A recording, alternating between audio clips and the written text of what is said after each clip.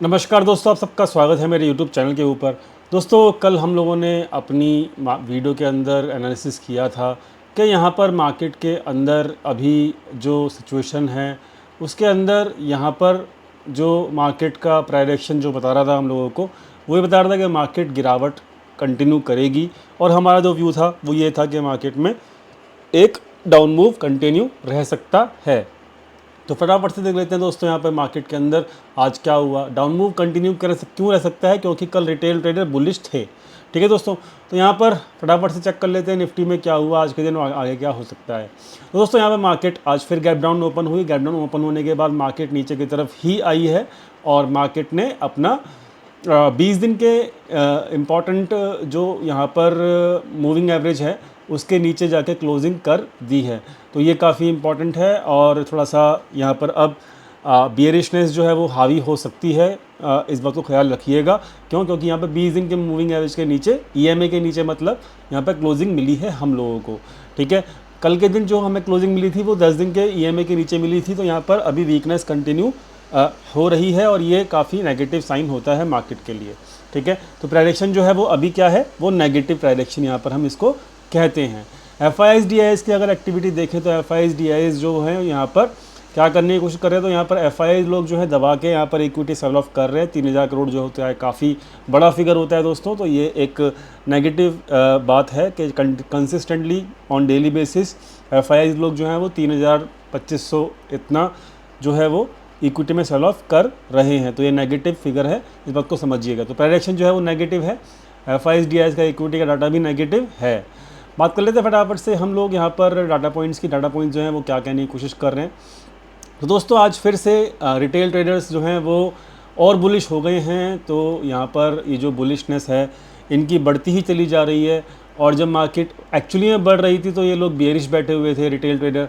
तो जो लोग ये कहते हैं कि यहाँ पर रिटेल ट्रेडर बहुत पैसा कमाते हैं या फिर रिटेल ट्रेडर के हिसाब से मार्केट चलती है, तो आपके सामने है, मैं डेली बेसिस के ऊपर आपको दिखाता हूँ कि रिटेल ट्रेडर किस तरीके से लॉसेस कर रहे हैं। तो रिटेल ट्रेडर जो है वो आज भी यहाँ पर भर भर के बुलिश बैठे हुए हैं। तो यानी कि डाटा जो है वो हमारा नेगेटिव है। ठीक है, और FIIs लोग जो है उसके अपोजिट ही देख सकते हो आप, रिटेल के अपोजिट यहाँ पर 2,20,000 के आसपास उनकी नेगेटिव पोजीशन है। यानी कि FIIs लोग जो हैं वो यहाँ पर बेरिश बैठे हुए हैं। ठीक है, तो यहाँ पर डाटा जो है वो नेगेटिव माना जाएगा। ओवरऑल ये डाटा नेगेटिव ही है। ठीक है, तो डाटा भी नेगेटिव हो गया, प्राइडिक्शन भी नेगेटिव हो गया, FIIs DIIs की एक्टिविटी भी नेगेटिव हो गई। बात कर लेते हैं फटाफट से यहाँ पर ऑप्शन चेन की बात करने से पहले मैं आपको FIIs की जो एक्टिविटी आज हुई है उसको बता देता हूँ। तो FIIs लोगों ने क्या किया है, FIIs ने आज शॉर्ट पोजीशंस क्रिएट की हैं, वो भी अक्टूबर मंथ के अंदर। तो 19,850 के आसपास यहाँ पर ये पोजीशंस को बनाया गया है। तो अब देखते हैं यहाँ पर, अब इनकी 2 पोजीशंस ऐसी हैं जो सितंबर की हैं जो कि बुलिश पोजीशंस हैं, और एक पोजीशन ऐसी है जो यहाँ पर अभी इनकी शॉर्ट पोजीशन है। तो यहाँ पर अभी मार्केट के अंदर कंटिन्यू रह सकता है गिरावट, इस बात को समझ के चलिएगा। और ये पोजीशन जो है अक्टूबर में बनी है, तो इसको मैंने सेव कर दिया ताकि हम इसको आगे भी कंटिन्यू एनालिसिस में लेकर चलते रहें। तो ये मैं इसको क्लोज कर देता हूँ। बात कर लेते हैं फटाफट से अब ऑप्शन चेन की। जो ऑप्शन चेन है वो क्या कहने की कोशिश कर रही है। 28 सितंबर जो है वो ऑप्शन चेन मैंने आपके सामने ओपन कर दी है। 28 सितंबर में आप चेक कर सकते हो 19,800 के ऊपर जो है हैवी कॉलेटिंग यहाँ पर की गई है। तो अभी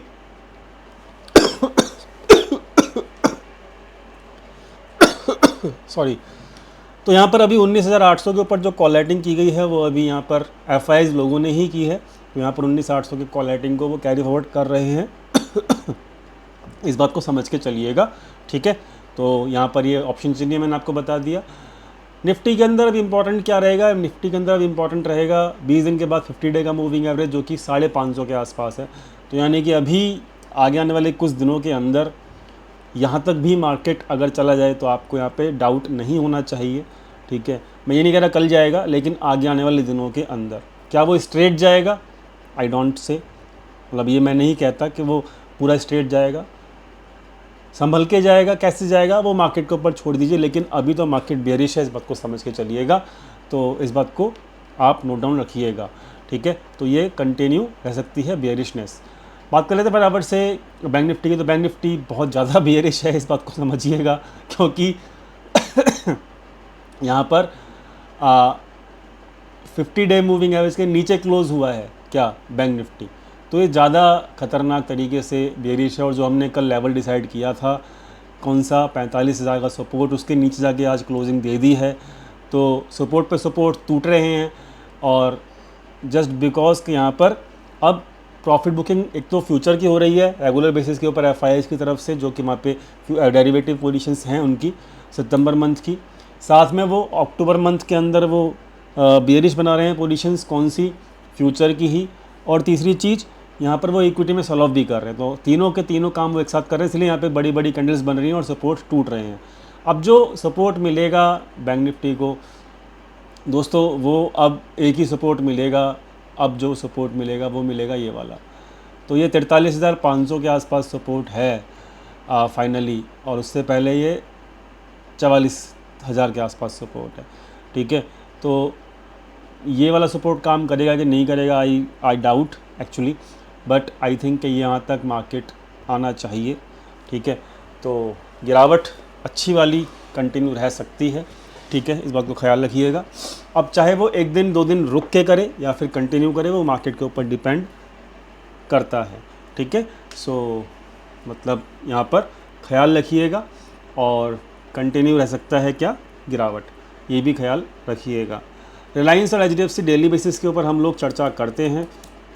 तो रिलायंस जो है वो क्या कहने की कोशिश कर रहा है वो भी हम फटाफट से देख लेते हैं। तो रिलायंस भी है जो नेगेटिव ही है फ़िलहाल, वॉल्यूम्स चेक कर सकते हो इसके।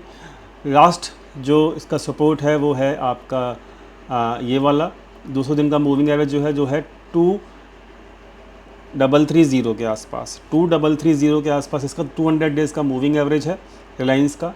एंड आई थिंक यहाँ पर ये सपोर्ट ले सकता है। ठीक है, तो यहाँ पर ये चीज़ इंपॉर्टेंट है, इसको ख्याल रखना कि रिलायंस का सपोर्ट भी अभी नज़दीक ही है। आज ज़्यादा गिरावट इसमें नहीं हुई रिलायंस में, बट ठीक है, बट कंटिन्यू तो रह सकता है गिरावट, क्योंकि नेगेटिव कैंडल अभी भी कंटिन्यू बनी हुई है। ठीक है, बट सपोर्ट याद रखिएगा 2330 का सपोर्ट है। HDFC बैंक जिसको यहाँ पर डाउनग्रेड किया गया है इसकी रेटिंग को, तो यहाँ पर अब चेक कर सकते हो इसके अंदर क्या हाल है। हमने डबल टॉप की बात की थी, उसके बाद देख सकते हो क्या हाल हुआ है HDFC बैंक के अंदर। तो दोस्तों यहाँ पर अब इसका भी इम्पोर्टेंट सपोर्ट टूट गया है। ठीक है, अब इसका जो अगला सपोर्ट निकल के आएगा वो बता देता हूँ मैं। यहाँ पे आएगा, हमने कल चर्चा किया था 15, ये वाला चर्चा किया था हम लोगों ने, कौन सा 1530 के आसपास इसका सपोर्ट है। आज वहाँ पे सपोर्ट लिया फर्स्ट टाइम, लेकिन अगली बार अगर गया इसके नीचे या फिर इसके आसपास भी गया तो यहाँ पर ये सपोर्ट नहीं ले पाएगा। इस बात को ख्याल ज़रूर रखिएगा। ठीक है, तो ये क्लियर कर दिया मैंने। और अगर ये सपोर्ट तोड़ता है तो अगला सपोर्ट जो है वो आपको 1480 के आसपास ही मिलेगा।